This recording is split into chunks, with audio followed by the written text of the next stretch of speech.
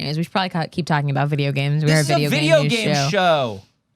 We spent probably a good 20 minutes on union busting. This is about video games. Okay, we're gonna skip that other one. We're gonna go.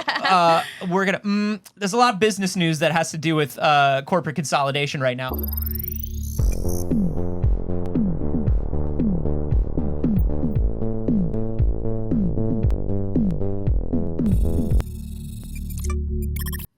Hello, good morning. Oh, good morning, babies. It's too early. It sure is. Welcome to the first, best, and only morning show in existence. I'm Anthony Carboni. And I'm Saige Ryan. And oh, my stars and garters, Saige. Yes, Anthony. I got too much sleep. You got too much sleep? Do you know how you get too little sleep for so long and then you get too much sleep? Uh-huh. Because your body's like, good night. Yeah. And then you wake up and you're still just as tired because you got too much. Yeah. And your body's like, what's going on here? That's where I'm at. I'm very sorry that that's where you're at. I'm on the opposite end. I'm like, huh? I've never had enough sleep. I'm like, Gabawa? You know? Where you're like, Gabawa? It's a far off feeling from me. I yesterday had a few hours off. I'm not even gonna say a day off. I had a few hours off, and I was like, I'm finally gonna paint this room I've been meaning to paint, Anthony. Yeah, how'd that go? So I went to Lowe's and I picked up some paint. And then I went home and I was like, I'm not gonna paint it today. I'm just gonna tape it off. And then I was like, well, it's taped off and I'm never gonna get another time off, so I'm gonna paint it. And then I cried because I hated the color. Oh no. You picked the color and you went through the whole thing and then you painted it and you were like, that was the wrong color. How far in did you get before you realized it was the wrong color? Exactly one half of the room. Oh no. Yeah. That's a lot of the room. It is a lot of the room, Anthony. So it's still half painted right now. And I'm going to look at it with fresh eyes today and see how I feel. Because I liked the color when I started. Yeah. And then I got to the halfway point and I took a little break and I had a meltdown. And your real eyes realized the real eyes Of the color. of the color. Yeah. Now, Of the color Strawberry Moon. so you were doing a room, you got about halfway through with the Strawberry Moon, which is my favorite Nick Drake song. And you were going through, but when did it start? When did the thought start creeping into your head? So when I put the first brush on, I went, "Oh, that's bright. Oh, oh, that's bright." And then I was like, "No, I chose a bright color. Like I chose a bright color. This will be good." Yeah. I want the room to be colorful. That was the goal. Yeah. So we have a pink here on this wall. Yeah. How does this pink compare to a Strawberry Moon? Because I also think that if we had done a solid wall of this, it would not be great. Oh, I disagree. I love this pink. Really? I think a solid wall of that would just be too much for a room. I disagree. I think that's wonderful. I wish that I could pull it up. I was trying to see if it existed online. The shade Strawberry Moon paint. But it's not coming up. Okay. I think this color is excellent, and I've had full rooms this color, and I love it. And if it was that light, I think it would be better. It's much brighter than that. I don't think out of all of these colors that we have back here, I don't think I'd like any of them on their own on a full wall. But I do like them. I do like them all mismatched together like we have. Okay.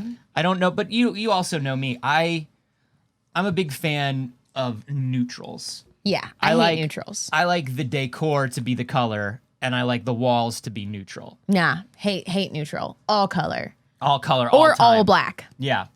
No in between. Anthony, I am getting devoured by mosquitoes right now. I know. And I just got like 16 bites. They're only going after you. I understand that. And I'm just like... But I'm having a bad time. No, I feel bad because they're only going after you, and I'm just sitting here. Like, you just oh my gosh, that's happen. a new one. Yeah. It's happening while we're talking. Do you have any... I thought they were all gone. There was one more mosquito, and I killed it. Do you and have I was any like, stuff that's it. Do you have any stuff? We should get you some stuff. Have stuff, not here. Not here right We now. should get you some stuff. Yeah, Look. I couldn't find it. It's Valspar, but it's not coming up for some reason. I don't know. Valspar doesn't sound like a paint brand. It sounds like a brother avenging a brother. You know what I mean? Like Valspar. Like like I will avenge my fallen brother. I am Prince Valspar of the North. That is what that sounds like. And yet, just paint. Much more boring option, honestly. This is the closest color I could find to it. This one is called Whipped Strawberry, and I'll show y'all in just a second. I promise. Whipped Strawberry. But I would say this one's a little more red, and mine is a little more pink. Okay. Please work. I am Valspar. That's the color it's ended up. I am Valspar the Strawberry. But this looks redder, and mine's definitely pink. So I don't know what to tell you guys. This is a useless piece of information. I mean, that's kind of like that leans somewhere in between pink and terracotta, that one, which I don't mind as much. I don't show photos of my house on the internet. That's just a rule that I have. Nobody sees my home. But here's a photo of it for Anthony. Because of the ghosts. And it's bright. It's very bright. And it's bright. And the room next to it is going to be dark green, which is going to be bold. We're going to make bold choices. And then the only decor will be Kermies. Correct. It's going to be a room full of Kermies. Well, no, the pink one will have Miss Pickies. Yeah. And the green ones will have Kermies. That's what I'm saying. Green one has Kermies. Hi-ho. Yeah, because the ghosts are very shy. That's why I don't show my home on the internet. Yeah, the ghosts have asked for their privacy during this tough time. And I have to respect that. Please respect. I don't have a choice. Our ghost privacy. This is a video game news show. And so I thought it was a paint show. We will talk about video game news. We will begin talking about video game news in 3, 2, 1. Wait a minute, Saige is finding colors. You can continue. Yeah, but I'm gonna start talking about video game news, and then I'm gonna hear this is the color. So I think we should show the color. True. We should show the color. Now that's more of a purpla. That's not it. That's not it. I tried. Thank you for pulling a Pantone color. Brilliant. The BBs are smart. Fortunately, it's a different strawberry moon. Anyways, yeah, let's talk about it. I want to talk about one of the most time-sensitive things first, which is the Disney Dreamlight Valley update drops today. Time-sensitive. Everybody, now is the time to move. You must move on your Dreamlight Valley update immediately. Or drops today. So it's already dropped here in Los Angeles. It was 6 a.m. Pacific. It was 9 a.m. Eastern. So it's dropping all over the place. It was 2 p.m. in London, 3 p.m. in Paris, and 11 p.m. in Sydney. So who knows what all of those times are? That doesn't make any sense to me. Look. Time theorists would tell you that's all the same time. But here's what I'm saying. If that's true, why numbers so different? I think the numbers are a little too different. Why numbers so different if it's all at the same time worldwide, Disney? Check and mate, Donald Duck. But it's very exciting. This is the Scar update that people have been so excited about. It's the biggest update that we've gotten to Dreamlight Valley yet. Can I tell you, I love the sparkles in Scar's mane there. Yeah, look. He's got a little bit of a sparkle mane. Here's the thing. Everybody kind of want to smooch Scar. Yeah, absolutely. So I like that they made him a sparkle puss. I like that they're leaning into the fact that everybody want to smooch Scar. Yeah, absolutely. You see, they leaned into the fact that everybody wants to smooch everybody in this game. Yeah. Which is great. You can't smooch them. No, which is stupid. Let me smooch Goofy, you idiots. I agree. However, they really did make everyone real smoochable. Yeah. Everybody feels like they could be smooched at any moment. At any moment, Merlin could lean over and just be like, you know? Yeah. That's how it feels. Merlin? Sure. All of them. Yeah. Okay. We literally said all of them. I did. Yeah. And then you really tested that very quickly when you said Merlin. Merlin could Naruto run over to you like he does in this game. Look, no matter where you are, no matter what you're doing, Merlin's gonna Naruto run right over to you and go, "You got kissies for Merlin? 1 kissies for Merlin?" And you don't have to, but he will ask. One kissy, I live backwards in time? 1 backwards kissy for Merlin? What's a backwards kissy is what I ask him every time he asks that. He never has an answer for me. A backwards kissy is when you suck on someone's cheek.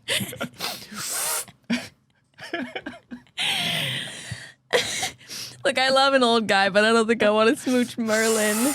On his big old nose. His big old Merlin nose. That's what Merlin wants. You know, come to think of It's it. not a hickey. It's different. It's legally distinct, Sierra Mist. Come to think of it, I don't want to kiss any of the men in Disney Dreamlight Valley. Not even a Goofy? I'll be honest with you. Dropping the bit for a second. Yeah. Especially not Goofy. Not Goofy in particular. Really? He's too into watching people fish. He loves to watch people fish. What's the big deal? He loves to root you on while you fish, and he loves to forget things every 2 seconds. Like, Goofy and Dreamlight Valley, they definitely made him dumbest Goofy. Uh-huh. Absolutely no thoughts, head empty Goofy. Yeah. You know, there Right. are versions of Goofy where it's like, I'm a little forgetful and I'm a little clumsy, but I'm a good dad. Nah. This is not that version of Goofy.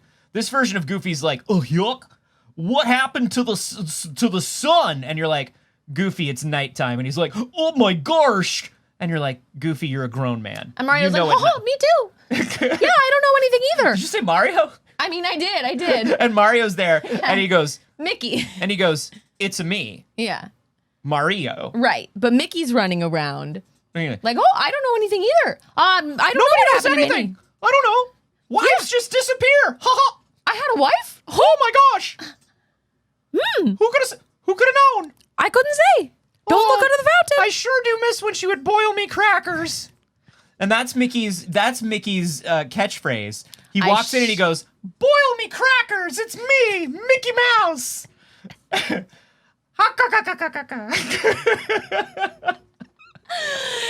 everybody, I hope you're enjoying the villain update. I saw a few BBs in the chat say that they were already playing. I can't fucking wait to what play happens today. in this villain update other than Scar shows up? Do we know? We know. I know nothing. I'm gonna be honest. I don't know anything. You just saw Dreamlight Valley and you were like, fuck yeah. Yeah. I mean, the tweets have been pretty vague. They were just like, "It's villains time." It's villains time, baby. I think they're intentionally not saying a lot. Yeah, a lot of people in chat are saying not to spoil anything. So far, just Scar. Yeah, I think that it's actually very intentionally been pretty vague. They did say that if you are looking to jump into the new stuff, make sure that you've completed the curse quest. And have Sunlit Plateau unlocked to start Scar's storyline. So if you're just getting started on the game today, you're not going to be able to get right into it, but those are pretty early on things that you should be able to jump into. Red Wolf says, will say the new monthly event items are fucking hot.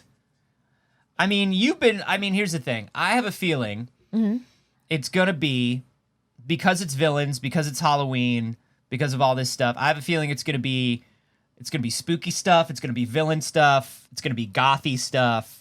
And you've sort of been waiting. I have been waiting. Because you start Disney Dreamlight Valley and they immediately make you put on jeans. And I remember like just regular ass jeans. And I remember you started Dreamlight Valley and you were like, what the fuck? Anthony. Yes, that's me, Anthony. Dichotic has given us one little spoiler, and that's good. Dichotic has said, okay, one thing. The ravens that have been in the collection log are now available to feed and own. Whoa. Tapping into the bisexual dream of being friends with corvids. That's huge. Disney's really got their finger on the pulse, huh? Now, Miss Reaper said that they saw the mosquito. No. Surely not. Another one right there. There's another one, and I have like 14 on my legs. What do? There's nothing to do. We don't have any stuff. We can't spray. We can't cover you and stuff. Life is suffering, Highness. Anybody who tells you different is selling you something. Hate this.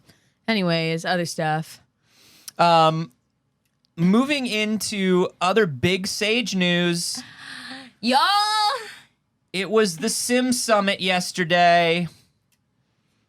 And we got some news about The Sims. We don't know if it's called The Sims 5, but Project Renee, which is the next mainline Sims game. I would imagine it's going to be called The Sims 5. It's probably going to be The Sims 5, but it is weird that they gave it a project name instead of just calling it The Sims 5. Like, I don't know why they're being so coy about calling it The Sims 5. Maybe there is going to be another name, though. So they've done some offshoots of The Sims before. You've had your Sims in the City games. You've had your My Sims games. But they specifically said this is the next mainline Sims game. Uh-huh. Those are always just numbered games. That is true. Yeah, I don't know why they would give it a code name, but the code name is currently Project Renee. That will obviously not stay. And they gave us little bits of information about the things that are going to be available in it, and it's so freaking exciting. I'm going to pull up the Summit video really quick and just skip around in it because it's 30 minutes long. Yeah, one of the biggest things that they showed off, and they weren't showing off what new Sims are going to look like. They're keeping that under wraps, but they did show off building in the new Sims game, which is extremely different. Like, okay. Wow, there's a lot of non-Sims stuff here. The Sims 5 is going to have asymmetrical rooms. Uh-huh. It's going to have a completely new builder that has all kinds of, like, new things. Like, they showed off a demo where, like, somebody throws down a throw pillow on a couch, but you can pick the angle and the amount of floofiness of the throw pillow. Yeah. The couch can be at, like, whatever angle you want it to be at. Which is incredible and massive. There's going to be a ton of customization you can do to that furniture in addition to the placement and the customization of the house. The things that you can change on the furniture itself. Those who play vanilla Sims, you know that, like, there are certain pieces of furniture where you're like, oh, I can change the color of this or whatever, and that's about it. That doesn't apply to all of them, and it's pretty limited. It's like 4 pre-selected patterns, and you can choose which one you want. There's going to be much more in-depth customization of items in whatever this Sims game is. They showed basically a bed that you could pull apart to its components. So you can change the headboard on the bed. You can change the bedding on the bed. You can change the legs of the bed. All of that stuff was customizable. You're really going to be able to get real granular with building in this new Sims. Color pickers to get exact matching colors or complementary hues. Just angles. Angles is like, even angles is a lot, you know? And experimenting with multiplayer. Now, what does that mean? The Sims has never really had multiplayer in any capacity. You can send your Sims to somebody else's neighborhood, but that's about it, right? Somebody's Sims can visit your neighborhood. You can visit from like the online. There's like an online component where you can like pull Sims from. How is it? Can you even actually visit? I don't know if you can actually visit. I don't think you can. I think the online is just for like sharing things, like Sims that you want. Ooh, show that picture. That's a good one. Look at the angles. Look at the eclecticness. Look at the bohemian style. The throws that they've hung over the edges. Look at that. Those pillows are at different angles. They've got like a little throw over the back, like Saige said. The table is at a different angle of the rug, is at a different angle of the seating. This is... The Sims have discovered angles. The Sims have discovered angles. They found their angles. They found their angles. They hit their light. Yeah. Now the Sims hit their light and they turn into the light now. Yeah. I mean, this would be massive. I have always desperately wanted multiplayer in The Sims. As somebody who once per year dives back into The Sims, builds out an incredibly elaborate and detailed home, and then signs off for a year, I've just played so many Sims in my life. I've played all of the games. I've put so many years into these games. I mostly just have a mental breakdown, build a house, and sign out at this point. Decades of pulling ladders from pools. True. So I would absolutely love a multiplayer. I would love to build out elaborate houses with and for my friends. I would love it as a streamer. Sure. Ms. Reaper's also in the live studio audience a moment ago was like, does this mean we're building the baddie commune in there? Like, hell yeah, if there's a multiplayer, we're all playing together. That's awesome. Now, you might be wondering, when's this coming? Answer, a few years from now. Yeah. It's going to be a hot minute. A hot minute. They still have more updates coming for The Sims 4, scheduled up through 2023. Yeah. They're going to add. They're adding. God, they keep just adding things to The Sims 4. They're adding infants. Why I don't need it? They're also planning on collaborating with CurseForge and hoping to support modding, which is a very weird stance from EA, but it also probably means the end of life of a product. But also that's phenomenal. I mean, the Sims modding community has been keeping these games alive almost single-handedly for the past, 5 years. Yeah. Nobody's playing vanilla Sims. The Sims modding community stepped in and was like, hey, I don't think that you should only be able to, romance someone of an opposite gender in earlier editions of the game. There were all of these things that, the modding community has been providing for people to feel represented by the game. Sometimes the mod breaks and you can romance death or a baby. I'm always trying to romance death. I'm trying to give death a reverse kiss. A little backwards kissy. Now, when you say it like that, actually, you have to be way more specific. Anyways. I'm very excited. I know that this news is so far away, so I kind of go on this roller coaster of just yeah, Sims 5! And then I'm like, I know Sims 5 for a while. Probably not till, I'm going to say 2025. I'm also thinking probably 2025. Because if they've got updates for The Sims 4 rolling out until the end of 2023, I'm going to say they're going to make they're going to do all the press stuff all throughout 2024. Mm-hmm. But it's lovely to know that they're working on it, because we were just talking about, are they ever going to do a Sims 5, or are they just going to keep releasing Piss Wolf packs for The Sims 4? You know? We knew it would come eventually. And I think it's time. I think it's well timed. I would say next year would be my perfect timing. Next year would be great. I think everybody... everybody... feel like the game lived its life and you're not releasing them too quickly, but... Listen, the best time to make The Sims 5 was 2 years ago. The second best time to make The Sims 5 is right now. Do you know what I mean? Yeah. The Sims 4 is kind of I mean, there's still a community out there. There's a big community still into The Sims 4. But it's not when a new Sims comes out, the entire world plays a new Sims. Yeah. And now it's down to Sims diehards, which is great. And it's still a lot of people. But I'm telling you, people have been waiting on a new Sims for years. So here's... Mystic Waffle in the live studio audience made a joke and said Sims Infinity, the last Sims. Now, but actually based on that, the only reason I could see them not calling it The Sims 5 is if they are trying to do we just update this one game forever approach. This is that they don't call it a number, that they just call it The Sims. Right. The Sims. An extensible modular where they can keep building new things. It's an easy to update engine. Yeah. But here's the thing about that Sims, Saige. Mm-hmm. That's a subscription-based Sims. And when that shows up, you're paying monthly for the Sims. That's true, yeah. Or seasonally, or you're paying for content packs, which people are already paying for content packs. Yeah, The Sims is queen of content packs. But... The Sims love a DLC. What's a seasonal / battle pass look like in The Sims? You know what I mean? And I think that's kind of what we will be looking at. Uh-huh. If this is to be... the final Sims. Yeah, and I'm not mad at that conceptually if it was free to play.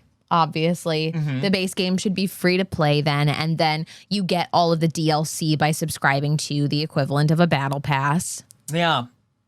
Somebody in the live studio audience, Demo Nacho, is saying Sims 5 and GTA 6, we're finally moving on. We're getting ready to think about potentially moving in the future moving on. Yeah, it's all coming at some point. At some point. You know what else is coming, and coming soon? That DualSense Edge. That fancy new PlayStation controller. They announced it earlier this year, and we now have a release date and a price for it. This is, of course, Sony's competition to the Microsoft Elite controller, or the Elite Pro. Mm-hmm. This is their big boy controller, and the big boy controller is releasing January for $200. Too much. Well, I mean, it's comparable to the Elite. I don't want a $200 controller. Sure. But this is not, you are not the target audience for I this know. then. You know? You can still Shocked. get... I had no idea. You can... Wow. You can still get the regular controller. It's not like this is replacing anything. But if you want the fancy controller with extra paddles and replaceable weighted thumbsticks and all that stuff, this is a segment of the market that Microsoft has been in forever that Sony has never gotten into. Yeah. And I like the DualSense controller. I like it. I personally don't need this controller either. Yeah. I'm not the guy for this. I'm curious for the BBs. We see one disassembled, was like, I'm 100% wasting $200 on this. That's cool. That's great. I just, I mean, at this point, consoles are so expensive and so hard to get that it's just like, wow, another $200 on one controller. And that's what we're seeing here in the live studio audience is people are like, I don't even have a PS5 yet. Right. And they want me to spend half the cost of a PS5 on a fancy controller. And it's like, this is what all product announcements sound like these days. All product announcements are like, here's a new thing for the thing. And everybody's like, nobody has the fucking thing.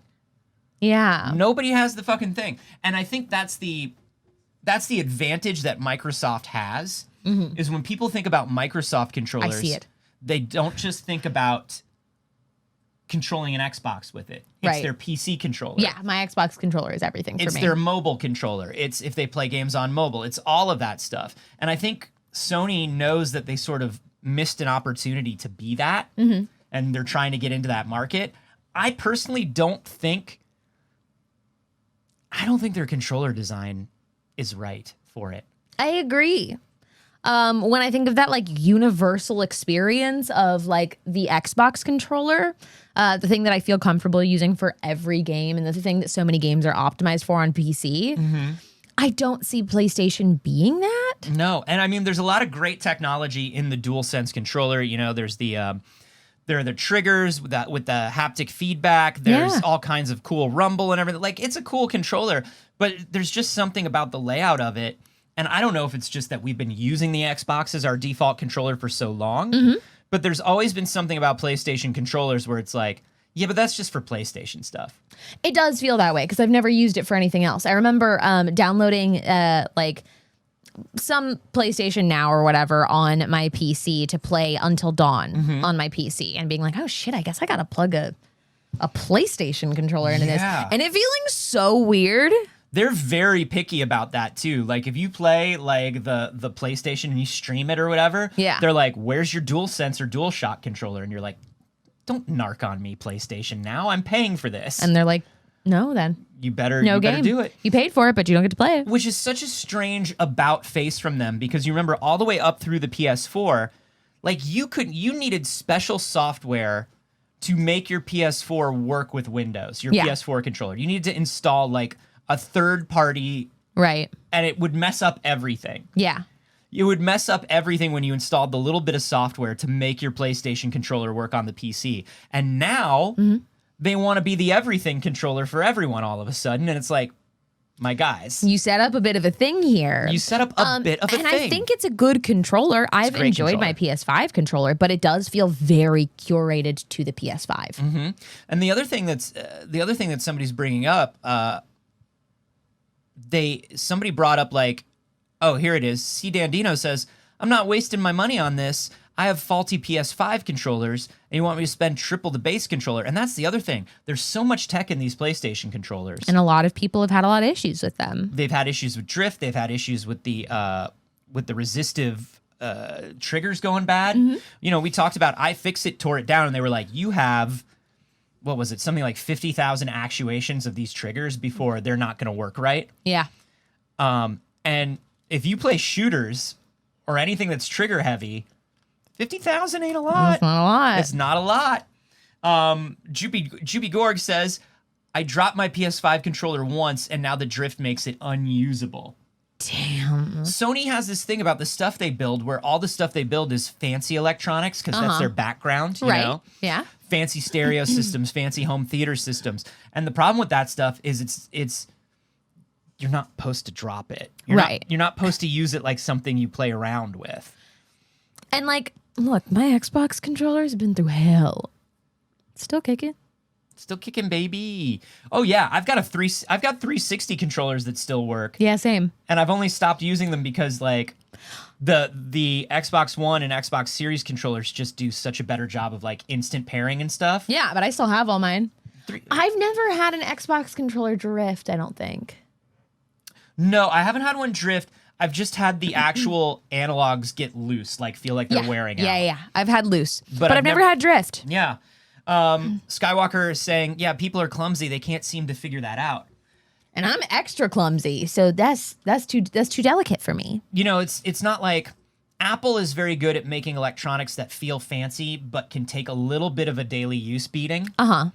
Sony has never figured that out. Right. If you drop, like, I had a Sony TV, and I feel like if you drop the remote on a Sony TV, it's like, you better go get a universal remote today.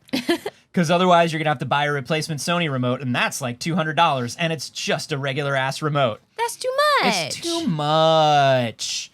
It's too much. But anyway, this DualSense Edge controller, which is what they're calling it, it's available for pre-order starting next week, which is the same day the replaceable stick modules will be available. Those are $19.99. Basically, it comes with the DualSense Edge wireless controller, a braided USB cable, the fancy one, 2 standard caps for your controllers, 2 high dome caps for your sticks, 2 low dome caps, 2 half dome back buttons, 2 lever back buttons, a connector housing, and a carrier case. Great. That's a lot of stuff. Are there as many? You know, I don't follow the esports as much as one would. Sure. The shooty bang bangs and the sportsiness, are they still like Xbox? Or yeah, they're still Xbox, right? Nobody's controller wise. Yeah, I think the fighting game community, Sony, ever since buying Evo, has been trying really hard to make themselves the de facto platform for the fighting game community. But again, the fighting game community isn't using a traditional controller either. Yeah, they're going to use a hitbox. Exactly. They're going to use an arcade controller for the pro community. Yeah. It's very interesting. Firecast says, I'd rather see Sony's answer to the Xbox accessibility controller. Same. Thank you. But also, once again, you're going to have to make that a tougher controller. You're going to have to make that hold up a little bit better so that people aren't snapping these very expensive pieces of technology in one drop, especially for people who need extra accessibility. Yeah. But speaking of the esports. Oh, what of the esports? We've got some promotional materials for Apex Season 15. Okay. Apex, still going incredibly strong. I never would have guessed when it first came out, but it's just stayed huge. And I love that for them. Once again, still can't be rock, paper, shotgun. Please stop using rock, paper, shotgun. I'm sorry. I can't show them the thing. But for Apex Season 15, Apex is getting its first trans hero. The name of the hero is Catalyst. It's also going to be, the latest season is called Eclipse, and the new map is called Divided Moon. Let's see. We're going to see some Catalyst here. I love it. I love this whole animated bit. Yeah. I love the style of all this. There's Catalyst on the right. I want to hang out with all of those people. Amazing. They're playing D&D. Samantha Kalman, with rocks, who works on Apex, previously was the developer of Astroneer. Some other stuff, is a trans developer who worked very closely with the rest of the Apex team to create Catalyst and make sure that Catalyst rings true to the community. And so it's very exciting. I want to hang out there. Look at the cute little lair they've got. I know, they got a cute lair.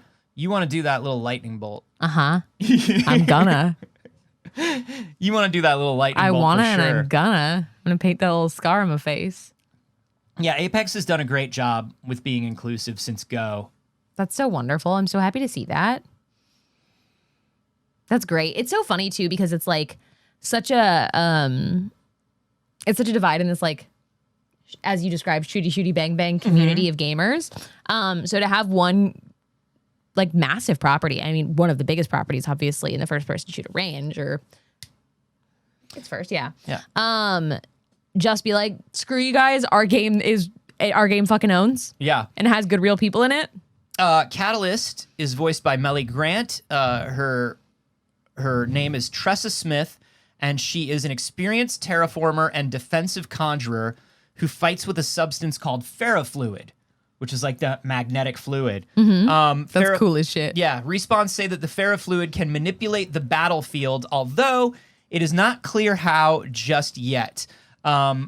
I would imagine, you know, kind of throwing up defensive walls, kind of like creating, because they have all of the mobility stuff in Apex. I would imagine would be certain things like creating ramps and different ways to get up to other areas of the map. Cool. It's gonna be pretty. Defensive Conjurer is a very cool class for a shooter like Apex, and I think that's going to be amazing. Skywalker says Melly Grant, the voice actor, is also trans performer, which is wonderful. This is great. Season 15 has a refreshed battle pass with new daily and weekly challenges, but also introduces gifting, which lets you use Apex coins to buy stuff like weapons and skins for pals. I love that. Which, like, more games need to just make that super easy. I can't believe how many don't. It's so wild that they don't make it easier to buy things for other people. And I don't know. I mean, I'm sure that on the back end, there's some kind of like explanation for it of like, we've got kids and parents' credit cards and we don't want them doing or like getting scammed into buying things for other people on live or something. It makes it easy to commit fraud and like pass that fraud on. Like, right. Or somebody like convincing kids like over voice chat to be like, buy this thing and send it to me. Right. But there's got to be a way to do it safely. Figure it out. Like, figure it out. I love to send my pals presents. Especially like if somebody's new to the game. It's great to just be like, oh, here's a cool thing that you're going to want. Here's a cool thing that you're going to want. You know, when a new friend like joins the game, or even just like, hey, we're all going to do this. We're all going to do this raid or this map or whatever, depending on what game it is. And just be like, here's some stuff you'll need for the raid. Yeah. Wouldn't that be lovely? Well, and you know, here's the thing. Like, Alonzo's like third-party sites and gambling. And I know that that would be the case if there is a marketplace where you can sell things after you've bought them. But if in the store, in the same way that you can buy like a Steam game, you're like, buy for myself or buy as a gift. If you can just buy them straight from the store as gifting, I think that that does avoid a lot of the issues of like a marketplace of like secondhand goods that people bought or things becoming like exclusive and holding on to them to be worth more. Yeah, if something's if something's limited or is a reward for a specific quest or is being given out for a specific time period, we're not talking about gifting that stuff. We're talking about a general store that's up where it's like, these are the things that you can always buy. Yeah. Buy them for a friend. And I'm talking about not being able to gift from your inventory. Right. I think that's the other thing. But I don't know. I don't make games. Who could say? Who could say? So basically, they also say that today, okay, so here's the thing. There's a 5 gift per day limit. Okay. Gifts are not refundable. They have a whole post about how gifts work. Looks like they've really thought about this granularly. And today is the start of the 3rd week of the Fight or Fright event. Yeah. Very fun Halloween themed skins on sale right now. All that stuff. Apex. Love a Halloween skin. Nothing's more likely to get me into a game for the first time than Halloween skins. Yeah. Well, talking about skins, Saige, and talking about battle passes and games. And, okay. And also talking about wearing somebody's skin as a suit, Saige. I hate this. What's going on, bud? Overwatch 2. Boo. Number 1, boo. Boo. Number 1, boo. Number 2, boo. Uh-huh. What's number 3? Number 3, ugh. Number 4? Number 5, Overwatch's Battle Pass is so bad, it's gone free to play. They have Battle Pass, they got rid of loot boxes, but Overwatch's free to play grind and Battle Pass system is so bad that players are asking for loot boxes back. Players are like, please give us loot boxes back. I love to watch this game fail. Same. I'm going to be honest with you. I know so many people that are working on it, and I'm so sorry. Sucks, Blizzard. Blizzard sucks. And not everyone who works at any big evil company, like we talked about on Monday, sucks. But the company still sucks. Yeah. The company still sucks. And a lot of those people that just have to get their paycheck and are doing their fucking best over there are also like, don't support it like this. So here we go. There was a big post on Overwatch's forum saying the Battle Pass system is frankly insulting, and saying that while the randomness of opening a loot box in Overwatch often resulted in duplicate skins, voice lines, or emotes, Coins received from duplicate items at least gave players some virtual currency. Yeah. The Battle Pass in Overwatch 2 does not give players in-game currency that they can put towards skins or future purchases, which has players questioning the point of even being excited for new skins. They say, in other games, if I didn't want to pay for a Battle Pass, I would at least get some decent free rewards. The fact that even a stupid little flower player icon and some ugly nameplates are locked behind premium is insane. Almost every game with a Battle Pass does it. This game not doing it means you got to spend money every single season. No. As somebody who was very into Overwatch in the first game before we knew all of the truths of Blizzard, I was a huge Overwatch fan. I very occasionally spent money on loot boxes, but very rare. Generally, it would be like, I just save up for seasons that I know I want to buy a lot of skins, particularly the big holiday seasons, like the summer events, right? Buy a loot box every once in a while, but like you would just get loot boxes, and it was a useful and very functional system. So to look at this and be like, we should make it worse. What if we made it super worse? So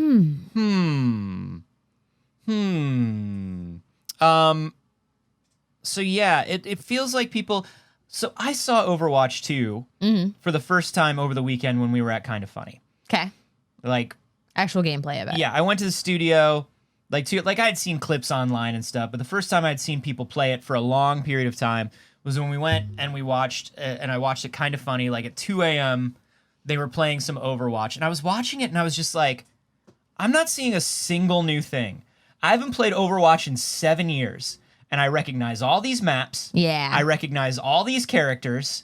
I recognize everything that's going on. The only thing that changed was the time of day in the maps. Yeah.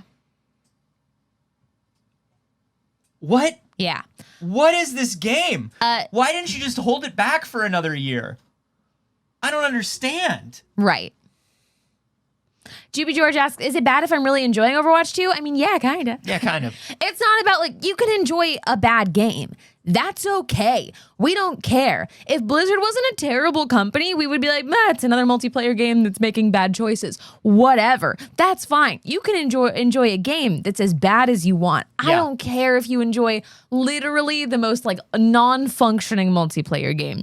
The problem is if you are actively supporting a company that is doing harm. Yeah. That's up to you how you choose to operate on that. We can't tell you what to do. Can't tell you what to do on that. But if you're going to ask our opinion on it, I think we've made our stance on it pretty clear. We can't tell you how to feel, but we can tell you how many class action lawsuits, how many harassment suits, how many union busting activities that Blizzard has going on right now. And we can tell you that. And Jupiter says, Blizzard can get effed. They're not getting any money from me. You do know that playing even the free-to-play game does benefit them, though, right?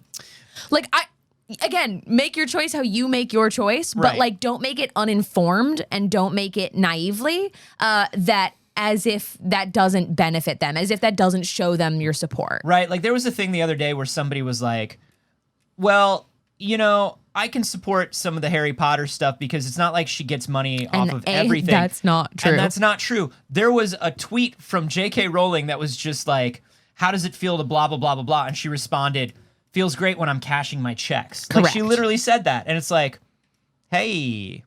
And I would like to point out this article. This was while we were in San Francisco, so we didn't get to cover it. But here on October 13th, another sexual harassment lawsuit has been filed against Blizzard. And I say this again, as somebody who Overwatch was my favorite game. Will we just move on? Activision Blizzard, yeah. Unparalleled Dev says anti-consumer, anti-worker, anti-humanity, basically. Speaking of which, Blizzard's basically the Diablo 4 testers, if you remember, were staging walkouts back in July. It was 21 QA workers at Activision Albany. Used to be called Vicarious Visions, if you remember Vicarious Vision games. Shout out to the PS1 and PS2 era. But basically, the National Labor Relations Board have confirmed that the QA workers can go ahead and vote to unionize. The ruling came because Activision Blizzard initially opposed the move, saying that a larger group of 88 developers should be included in the vote. Now, this is something that happens a lot. What a company will do is, if a group within a company decides to unionize, these are all QA testers, right? So the entire QA testing department was like, we're going to unionize. And what a large corporation will do in order to stop that is they'll go, well, shouldn't all QA engineers be involved? Or they'll say, shouldn't everyone at your office in Albany be involved? And then before that larger vote takes place, they will start aggressive union busting tactics and union vote delaying tactics in order to crush that vote. And if you're not familiar with what union busting tactics look like, it can be as direct as essentially threats, especially to employees that really rely on these positions, placing people that are directly in favor, direct propaganda in their favor, like literally just lying. Just lying about what that means, saying things like, well, I guess we won't be able to give you that raise if you're going to unionize and have to go through the union. Because we'll have to go through the union, and who knows if the union complicated. will No, the union wants me to get a raise. The union's going to make it very easy for me to get a raise. Right. What the union might say to you is, that raise looks real small. Yeah. That's what it'll say. So basically what Activision said here was like, every employee in Albany that works on Diablo should have a direct say in this decision. Here's the problem with that. What if the majority of the employees in Albany are executive level employees? And a lot of those people are not going to vote against the company. They're not going to vote because they want to hold those executive positions because they benefit from people at below them being paid less. Or they're people who are, maybe they're coders or whatever, who are getting extremely well paid and are like, well, I don't need to rock the boat because this job's good enough. Yeah. And they don't want to unionize because they're already in the upper middle class or lower upper class, right? And those people tend to not vote for unions because they tend to get scared, which they shouldn't. Everyone should unionize. It's better for everyone. But there's been a lot of disinformation about unions being pumped into the fucking media since the 60s. But basically, the National Labor Relations Board says, look, we believe that the employees in the petition for a unit share a community of interest. I've also considered the similarities that exist among the developers compared to the testers. Developers are organized in separate departments, but departments that ultimately report to the head of the Diablo franchise. So they basically said, like, look, testers have a specific set of skills. They have duties different from developers. They have working conditions that are fundamentally different from developers. Their vote goes through without developers who are working in fundamentally different conditions for fundamentally different pay. And we know that's true. We've always known that QA testers are underpaid and poorly treated compared to other employees in the gaming industry. QA testers, it makes sense that they're the first to unionize because they are treated the worst. Yeah. If they're even allowed to become more than contract employees, which is what a lot of this is about. So the ruling instantly clears path for an election, which will begin soon. Ballots will be sent out on October 22nd, October 27th, with votes being counted on November 18th. A current employee at the studio said, and this is not one of the testers, but another employee at the studio said, it's about time. Our QA testers are some of the most talented and skilled people working in our company, and they are critically undervalued by corporate. I think that all games workers need a union, but QA is especially in dire need. Yes. Now, Lulu Chung Messervy, who is Activision Blizzard's Executive Vice President of Corporate Affairs and Chief Communications Officer, says, sent out internal communication saying, hey all, quick heads up on something important. It's a long one, but want to be thorough, so thanks for being with me. This afternoon, the NLRB determined that 20 QA testers working on Diablo will be eligible to form a union. If that union wins, will be included in the vote in the bargaining unit. Where the company stands on that. We respect the NLRB process, and we support the employees' right to choose how they want to be represented. Because we have to. Because we have to legally.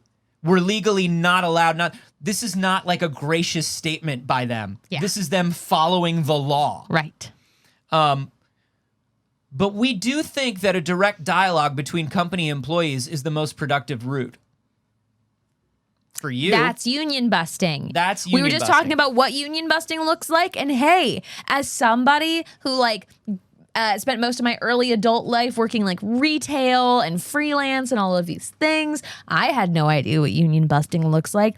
That's what union busting looks like. Right. So she goes on to say, as an example, through direct dialogue, we've converted these contingent QA staff to full-time. We've increased their pay. We've increased their benefits. We've opened up access to the bonus program. We've opened more opportunities for professional advancement. But what they don't say is they only started doing this once they threatened to unionize. Correct.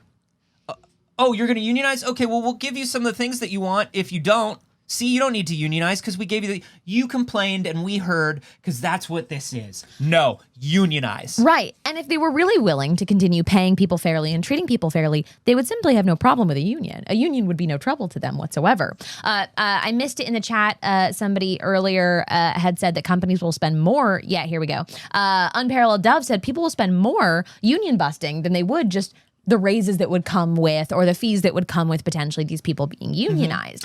And that's because they are willing to spend more at one time to be able to underpay and overwork people in the future. Yeah. They know that they will benefit from there being no union and being able to be like, we need another 14-hour day, bud. We need it from you. But I slept on my desk. I know. We heard you. I haven't seen my child. When I came in at 9 this morning, I heard you, but I'm going to need you to pull another 14, okay? But I can't.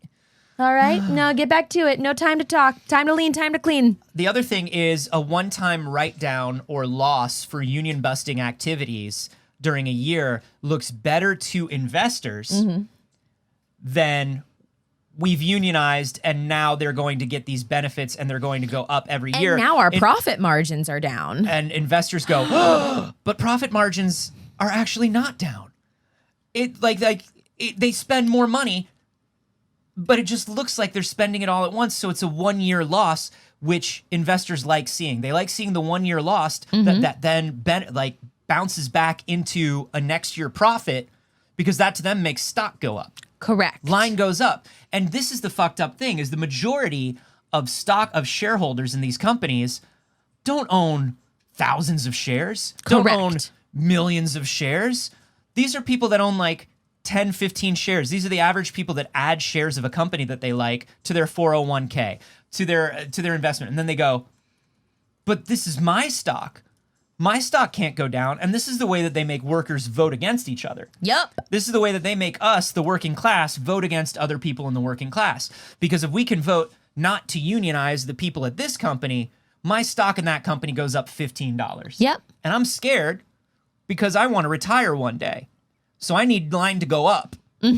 Even though if everybody unionized, we wouldn't need line to go up as much. And there's a lot of ways that they weaponize workers against each other. I mean, we saw what happened when Uber and Lyft and Instacart and all of these like delivery services were advocating against protections for those workers. And they convinced a lot of those workers to vote against themselves. They convinced the majority of those workers. It went through. It was successful for them. It was terrible for the workers. They spent $100 million convincing gig economy workers that having insurance, that having protections, that having a set schedule or a guaranteed minimum number of hours was bad for them. Yeah. By saying you're going to lose your flexibility, you're going to have to pay more taxes. I mean, if we have to make you an employee, then you can't make your own schedule. Why? That's not a rule. That's not real. That's not a rule. That's not real. You could run it exactly the way it's being run right now. There's no reason. But they tell you that it is. And here's the thing, and I talk about this on my stream a lot, but there is a privilege of the time to be informed.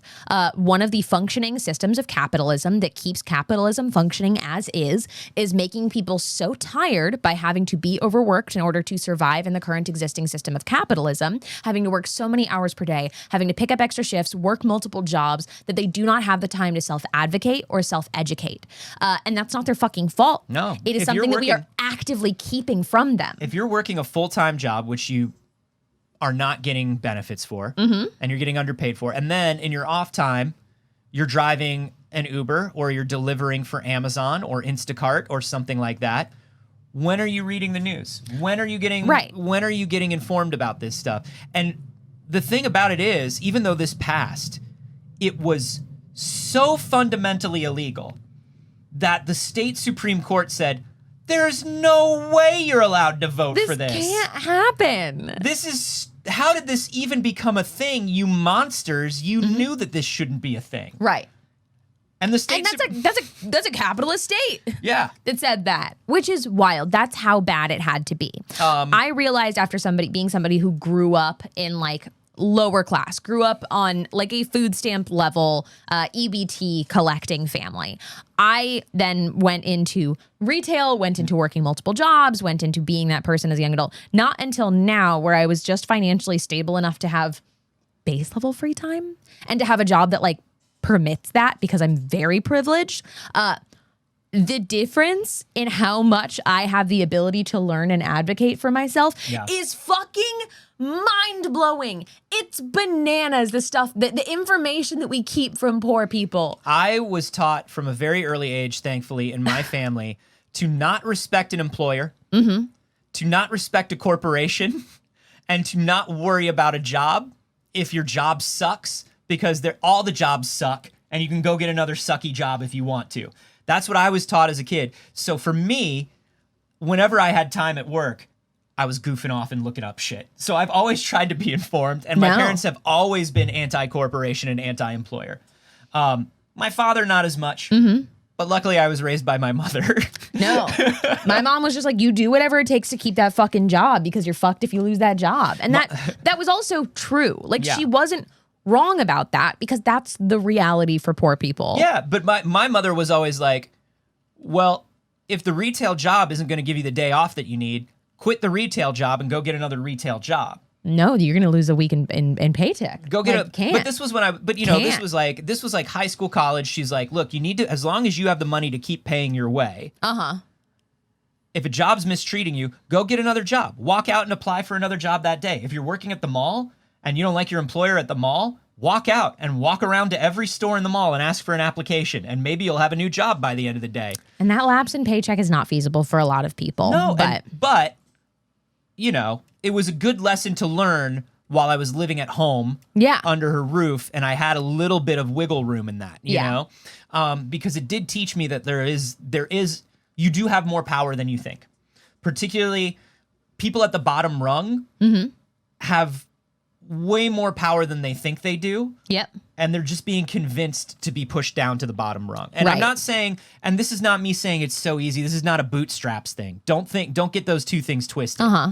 This is just me saying, like, you can argue. Yeah. You're allowed to argue.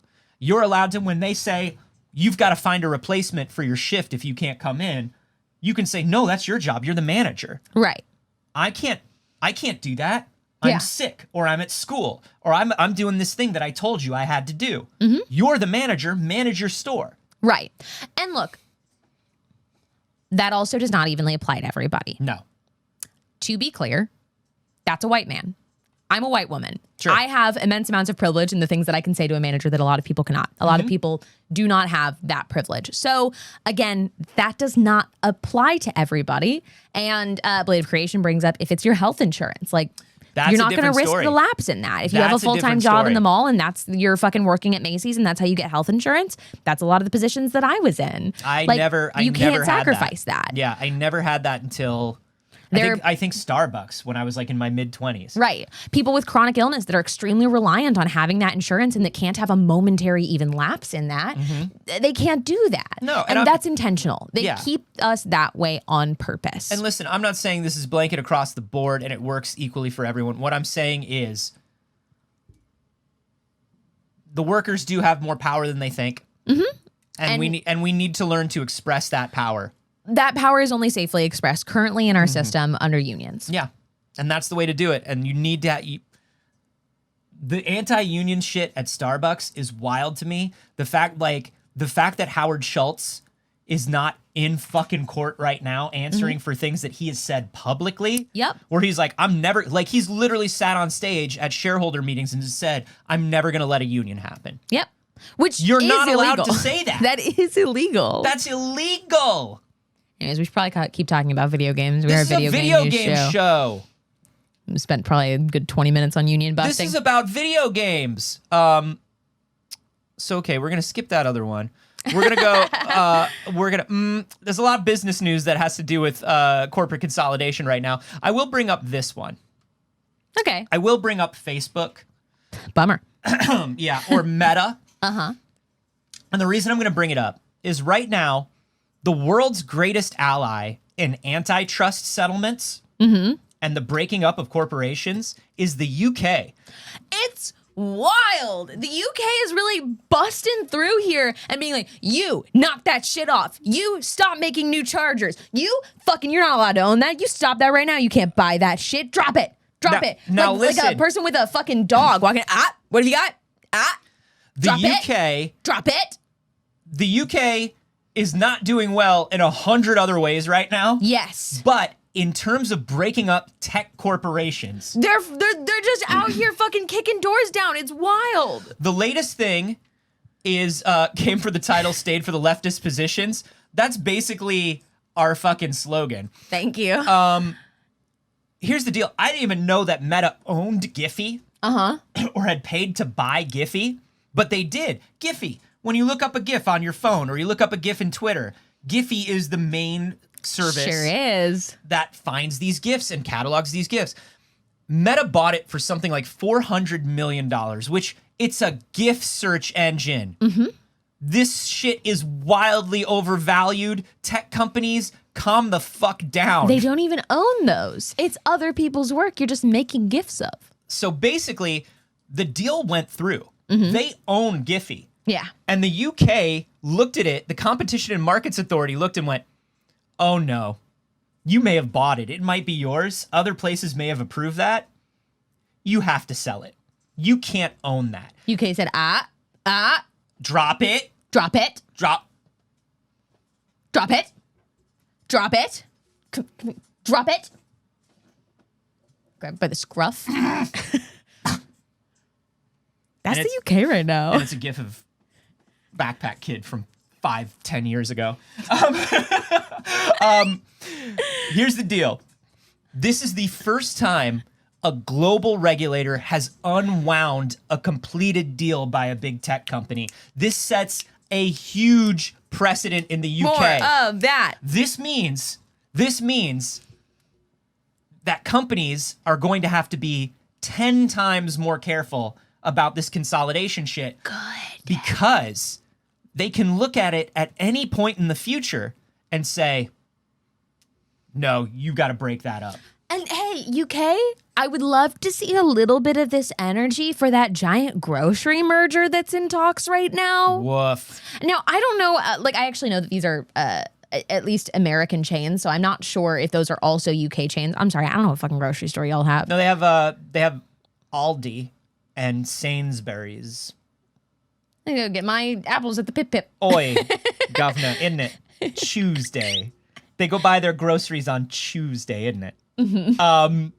But no, here in the States, all of the grocery stores are about to become like basically under one owner, which is nightmarish. The statistics that I saw was that 1 in every $4 spent on food in the United States would be going to the same company.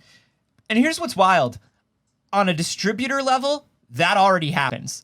Like on a produce and meat and like just there's like one produce company basically. I mean, there's more, but there's one. There's like one meat company basically. And so right now, at least you're buying all of those products from those global super producers from different stores that are trying to negotiate different prices. But if you've noticed, here's what's going on. Gas prices going up. Oil companies are saying, oh no, inflation. Oh, no. Oil companies are also announcing record profits. So what it is it's not inflation. It's basically price fixing. Basically, the same thing is going on with groceries. If you've noticed over the last 5-10 years, an intense raise in the price of groceries. There have been so many articles about this of just like basic things. I went to buy the macaroni and cheese that this kid likes, and it's now $4.50, and it was $2. Like that are $7 for a box of cereal. Right. A box of cereal, and people will point at certain things and say, but look, it's market conditions, and the companies will say, because look, milk stayed the same, these staples have stayed the same. Motherfucker, there are laws about the price of milk. Don't fucking pretend like you're keeping the price of milk down because you're good people. Right. The government keeps the price of milk down. Of like milk and eggs. It's like a couple of things. It's wild. It's Flatlander. absolutely What's the cereal? Lucky Precious Gems? Hey. But back to this Giphy thing. So basically, they have to sell Giphy in its entirety to a suitable buyer. They are not allowed to hold on to any of the other assets, which I guess means the gifts. Yeah, they're not allowed to keep the Backpack Kid gifts. They're not allowed to keep the Backpack Kid gifts. Which you have to send those with. That's the last gift that Mark Zuckerberg ever saw. He was like, oh, a picture do a move. We should own it. Very nice. If a picture moves, we should own that. Okay. And then he went back to hot sauce, I guess, or whatever humans do. Normal humans. Yeah. So they have to divest Giphy after finding the combination of the two companies raised competition concerns. And he hand wiped his eyes. Like the frog. So it's fun, like, and then they go off into this story goes off into some editorial shit about how gifts are cringe now. Remember when we said we were going to get back to gaming news, and then we went back into ranting about corporate consolidation? Because of the Giphy? Yeah. Was it because of the Giphy? Okay, well, we've got one more rather like heavy piece of news, and I think we should just get through it. It is 9:17. I just wanted to give a quick update. There's a little bit of an update to the Amaranth story for those of you who didn't catch our Monday show or a little bit out of the loop potentially. Amaranth came forward about being in a marriage with an abuser. There was a whole bunch of just fuckery around it. Terrible, gross man posted phone calls with him of him being horrifically awful. And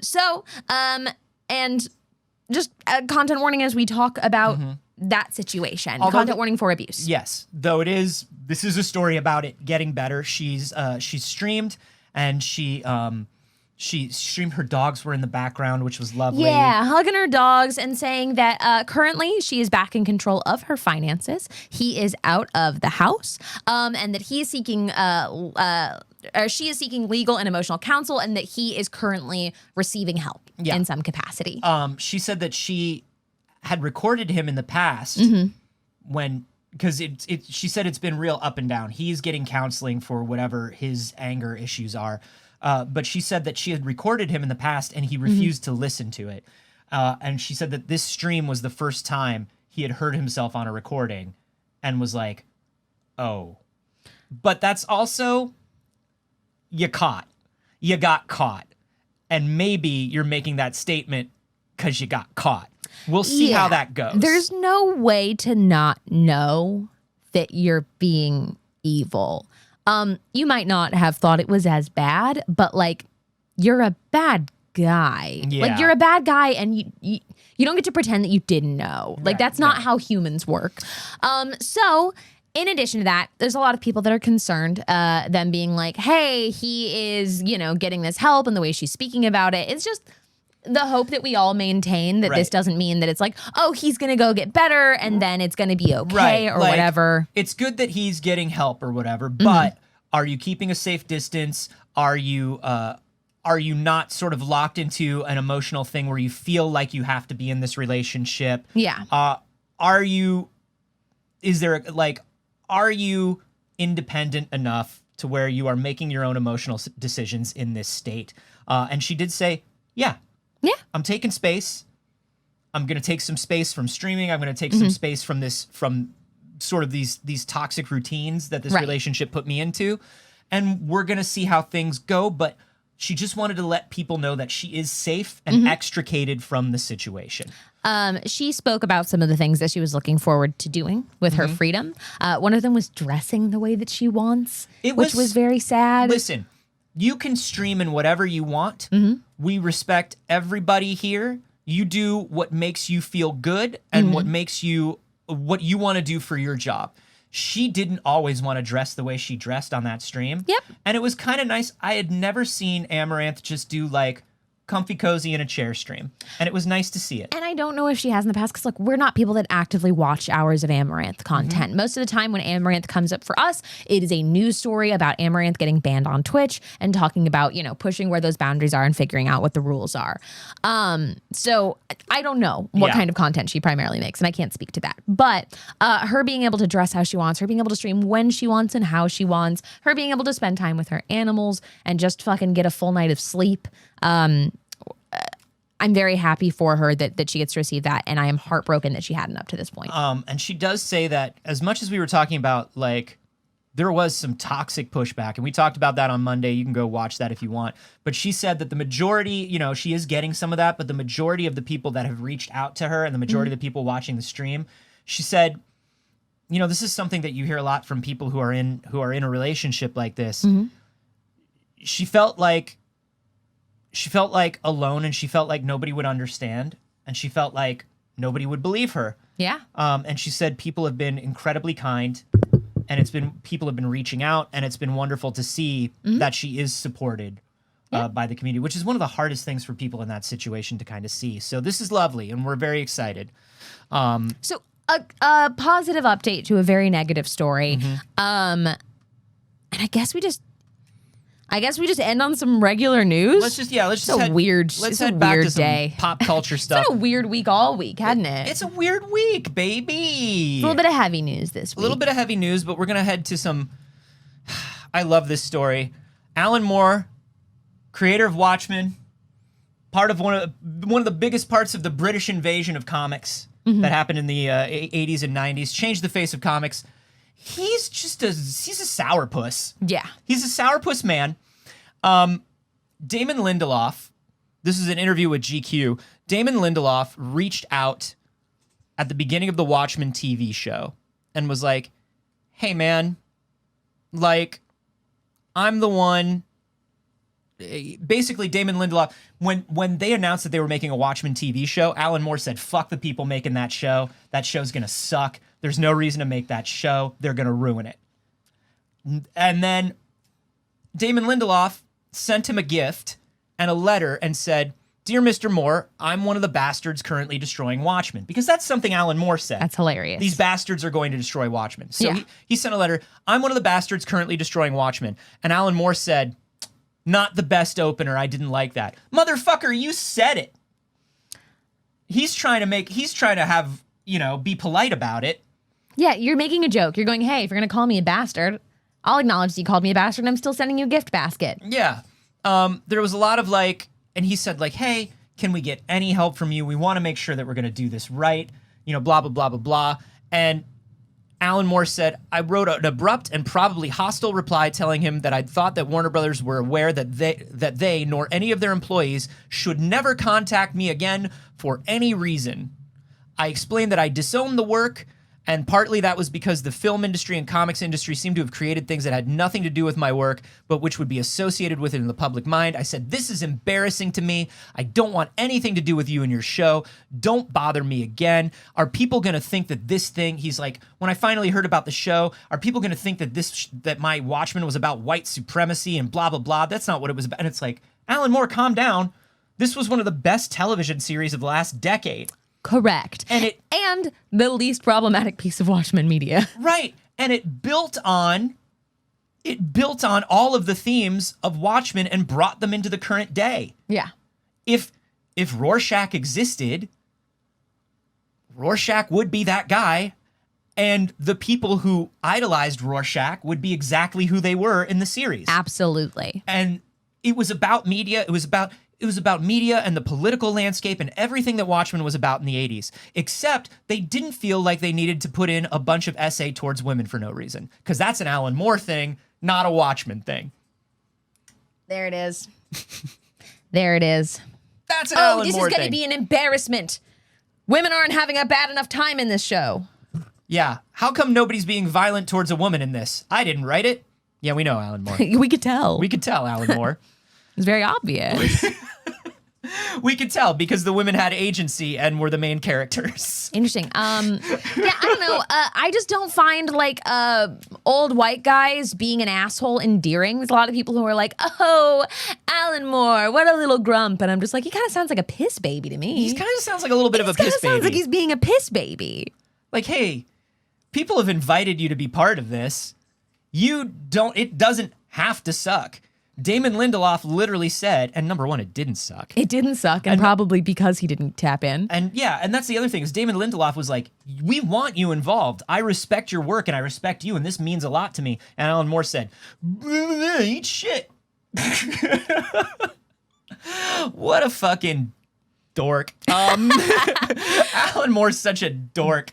And lastly, in the weirdest news news today. And it's rumored. It's speculation. Can we even call it Mephisto? A Mephisto? Sacha Baron Cohen is rumored to be joining the MCU in the Ironheart series as Mephisto. So Mephisto, people have been wanting Mephisto in the MCU for a long time. Every time anything happens that's like demons or darkness or whatever, they're like, that's a Mephisto though. Yeah. You know? Like Catherine Hahn, they were like, who's Catherine Hahn? Is she Mephisto? Who's this? Is it Mephisto? And none of us had Sacha Baron Cohen on that list. But here's the thing. I don't know if I want Mephisto. Mephisto is the literal devil. I don't know that you need to introduce Judeo-Christian concepts to the MCU. Well, okay, first of all, we don't say Judeo-Christian in this current setting. This is the Christian devil. This is the Christian devil. And now, like, look, non-Christian devil shit, sign me up. Sign me the fuck up, right? This is the Christian devil. We don't take any responsibility for this guy. People were really hoping that Mephisto was going to show up in Spider-Man. And I was like, do you really want the devil to show up in Spider-Man and be like, okay, Peter Parker, now we've made a deal for your soul. There's nothing in the MCU to like prepare you for that. That's not the way the MCU works. Here's the thing. As me, it's hard to not sell me on a devil bopping up. A little devil bopping up. I love a devil. But like... I love a devil. Like a demon, a devil, a lower devil, a lesser devil, but like... But are we canonizing hell? Right. Like literal hell and Christian hell? Yeah, I'm thinking a lowercase d devil. You know what I mean? Like, I'm thinking like Buffy devils. Right. You know what I mean? But that's the other thing is Dichotic brings up a great thing as well, which is the devil exists in multiple forms in the MCU. Lucifer also exists. Right. Because Ghost Rider made a deal with Lucifer. So like, and Lucifer also has not quite canonized like literal hell.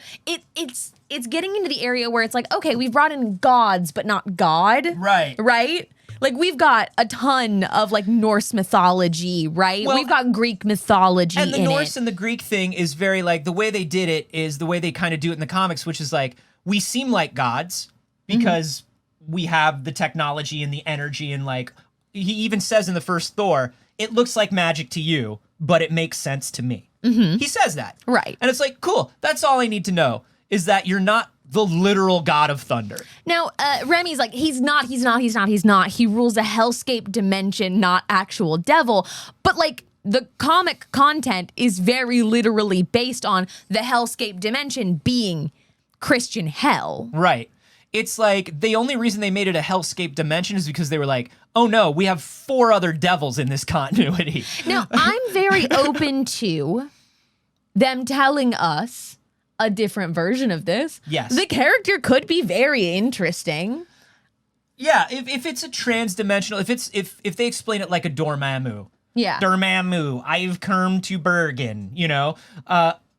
But the other thing that's weird about this, and I don't think Sacha Baron Cohen is the weird part about this. I enjoy Sacha Baron Cohen, and I enjoy Sacha Baron Cohen in dramatic parts as well, but I think he's got the perfect vibe to be this like fast-talking, double-dealing demon, right? Sure. The thing that's weird to me, Ironheart. Introducing it in Ironheart. Yeah. This is not Doctor Strange. This is not Ghost Rider. This is not Blade. This is not Midnight Suns. This is Ironheart. This is the continuer of Tony Stark's technology dreams. Yeah, of all series, why is it Ironheart? Riri Williams and the Devil? I don't know. Feels weird. Feels extremely weird to me. Trying to think of in current content what would be good. I mean, look, if Mephisto showed up in Doctor Strange, I was going to say Doctor Strange, but specifically in Multiverse of Madness, obviously multiverse, very, very functional, but specifically because of Wanda. Yeah, but also... I could see that. If it was in the Agatha Harkness show, I could see that too. I could absolutely see that. I'm very open to that. Because we know that she makes a pact to get her powers. Right. You could introduce Mephisto as like the guiding force that turned Agatha Harkness into who she is today. That's kind of cool. Sure. Riri Williams? Are they going to have her meet Tony Stark in hell? That's so funny. And it's got to be, but because Robert Downey Jr. won't come back, it's going to be zombie Tony Stark, like at the end of Multiverse of Madness with Doctor Strange, but it's going to have Nolan North as the voice, like in the Iron Man games. Right. It's very odd. I think Mephisto is interesting. I'm not totally against it. I've been against Mephisto in every single context that the rumors have popped up. Yeah. I didn't want Mephisto in Spider-Man. No. I didn't want Mephisto. Actually, I would have been fine with Mephisto, like I said, in Doctor Strange. Absolutely. But Mephisto in Ironheart or Spider-Man or any of the more science hero sort of stuff, or a big crossover where like Mephisto suddenly just pops in and is like the Deus Ex Machina that I'm like, also here. Yeah, and I'm Mephisto and I'm gonna snap my fingers. No. Is Mephisto just sounding like a weird word to anybody else now? Yeah, we've said it Mephisto too many times. A lot. But, anyways. But I do like Sacha Baron Cohen and Brett Goldstein in the fucking MCU as these like cool, powerful dudes. That's hilarious. I'm loving Hercules popping up. Roy Kent as Hercules. Yeah. I'm loving Ali G as fucking Mephisto. Sure. I'm into it. I'm into all the good Jewish boys being the bad boys of the Marvel universe, you know? I guess we'll see. When does Ironheart come out, Anthony? Do you know? What's the timeline for Ironheart? I don't know what it is. It was on their big flow chart, but their big fall 2023. Their big flow chart is too big now. Yeah, it's very big. We can't possibly remember all of those. But that is all the news we have time for. What do you think about it? Are you excited about Mephisto? Are you excited about Sacha Baron Cohen has it? Do you think this is the context to meet Mephisto in? Let us know. We have to deconsolidate hell into 8 smaller hells. Otherwise, there will be a hell monopoly. Power to the hell workers. Needs to come in and break down the hell monopoly. Plenty of theirs are in there. So anyways, everybody, you're wonderful. We love you so much. Thank you for joining us for the show today. If you're new here, we do the show every Monday, Wednesday, and Friday at exactly 8 a.m. Pacific. If it is not 8 a.m. when we get started where you are, you should have your clock checked. That is not on us. Of course, so follow the channel, come back. We have the season finale of Failed Save this Friday. Dun, dun, dun, dun. Very exciting. It's not the finale. It is just a season finale. We will be taking a bit of a break in between seasons, but it's a big one, and there's a lot of stuff boiling up. A lot of us have been talking. There's some weird shit that's probably going down this week, so do come and join us. That'll be live at 6 p.m. Pacific. And everybody, thank you for supporting us during the show. There's a bunch of ways to do so. There's a bunch of free ways to do so. First and foremost, showing up and watching the show is the number one thing that you can do to support us. It's how we keep making this. It's why we keep making this. We love talking about the news with you. I love getting all of your opinions on it. Thank you for everything that you share and contribute to the stories. Not only doing things like posting stories on our Discord, but also just the conversation here in live. That's what's good about it. Otherwise, Anthony and I could just talk to each other about the news. And we do. We do. And that's what we were doing before It's Too Early. Now we get to talk about it with each other and with you at the same time. And that's pretty fucking cool. You can join the Discord because it's free. That's free real estate. You can tell a friend about it. That's also free. That's also free real estate. They might also like the show, and so tell them about it. But thank you to everybody who tweeted about the show today. We have a lot of friends that have been in the lovely habit of telling people. Thank you, That One Moon Kid, for letting people know. Thank you, Sons of Warven, for letting people know that the show was live today. That's awesome. Yeah. Thank you so much. Very cool. And non-free ways, you can support us on Patreon, where bonus content is coming back because Anthony is slightly less truck-afflicted. So we should be truck-afflicted. To a little more of a normal schedule. Over there, of course, you get early access to things like podcasts. You get secrets from behind the scenes of the show. And you get bonus clips from It's Too Early most weeks when people are not truck-afflicted. I was never truck-afflicted. BBs, you're so good to us. We love you. Thank you so much. And we will see you on Friday. Bye, BBs. Bye.